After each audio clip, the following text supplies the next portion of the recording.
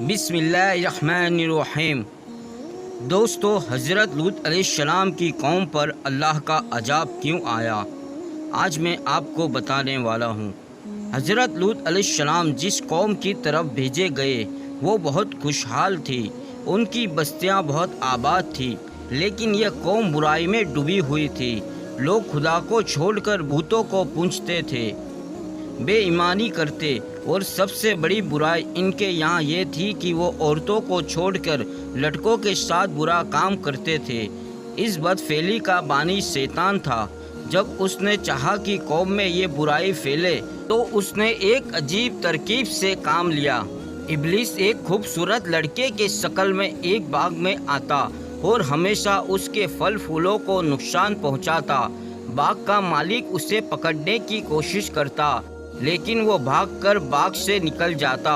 جب باغ کو بہت نقصان پہنچا اور باغ کا مالک پریشان ہو گیا تو ایک دن ابلیس نے کہا کہ اگر تو چاہتا ہے کہ میں باغ میں نہ آؤں تو میرے ساتھ یہ کام برا پھیل کر اور اپنے باغ کی طرف سے بے فکر ہو جا۔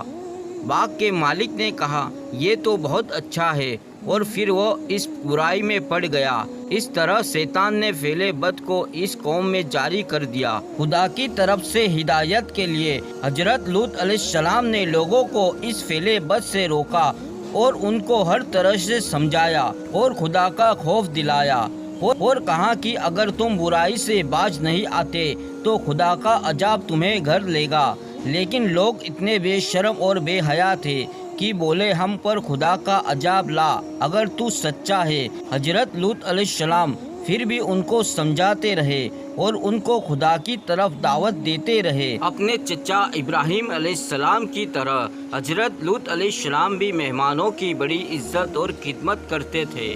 جب حضرت لوط علیہ السلام کی قوم کی برائی حد سے زیادہ بڑھ گئی تو خدا نے اس قوم کو مٹا دینے کا فیصلہ کر لیا۔ کچھ فرشتے حسین اور خوبصورت لڑکوں کی شکل میں حضرت لوط علیہ السلام کے سامنے آئے۔ حضرت لوط علیہ السلام کو سخت پریشانی ہوئی کیونکہ وہ اپنی قوم کی عادت سے واقف تھے، اس لیے مہمانوں کے آنے سے بہت رنجیدہ ہوئے۔ مہمانوں کو اپنے گھر میں ٹھہرایا اور بیوی سے کہا کسی کو مہمانوں کا حال معلوم نہ ہونے پائے، لیکن کافر بیوی نے جا کر لوگوں کو بتا دیا کہ اس کے گھر ایسے لڑکے آئے ہیں جن کے حسن اور قد و قامت کی تعریف نہیں کی جا سکتی، یعنی وہ حسن و جمال میں بے مثال تھے۔ اس خبر کے سنتے ہی بد چل لوگ حضرت لوط علیہ السلام کے پاس پہنچے۔ حضرت لوط علیہ السلام نے کہا مجھے کیوں مہمانوں کے سامنے فضیحت کرتے ہو؟ برائی سے باز رہو، اگر چاہو تو بیٹیوں کو اپنے نکاح میں لے جاؤ، لیکن میرے مہمانوں کو مت ستاؤ۔ کافروں نے کہا تیری بیٹیوں سے ہمیں کوئی مطلب نہیں، اے لوط، جو ہمارا ارادہ ہے اسے تو خوب جانتا ہے۔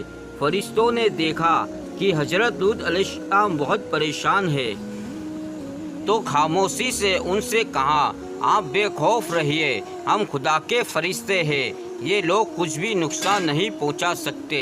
حضرت جبرائیل علیہ السلام نے دروازے سے نکل کر اپنے پروں کی ہوا لوگوں کی آنکھوں میں لگائی، وہ اندھے ہو کر گرتے پڑتے گھروں کو بھاگے۔ حضرت لوط علیہ السلام کو حکم ہوا کہ وہ بستی چھوڑ دے اور پیچھے لوٹ کر نہ دیکھے۔ حضرت لوط علیہ السلام کو اللہ تعالیٰ نے عذاب سے بچا لیا۔ حضرت لوط علیہ السلام کی بیوی اور کافر قوم تباہ اور برباد ہو گئی۔ خدا نے بستی کو پلٹ کر دیا۔ اس قوم پر خدا نے پتھروں کی بارش کی اور اس کا دنیا میں کوئی نام و نشان باقی نہ رہا۔ حضرت لوط علیہ السلام اپنے چچا حضرت ابراہیم علیہ السلام کے پاس چلے گئے۔ ربیع الاول کی 10ویں تاریخ کو ان کا انتقال ہوا۔ ان للہ و انا الیہ راجعون۔ دوستو، ہماری ویڈیو پسند آئی ہو تو پلیز لائک اور سبسکرائب ضرور کریں۔ ملتے اگلی ویڈیو میں۔ اللہ حافظ۔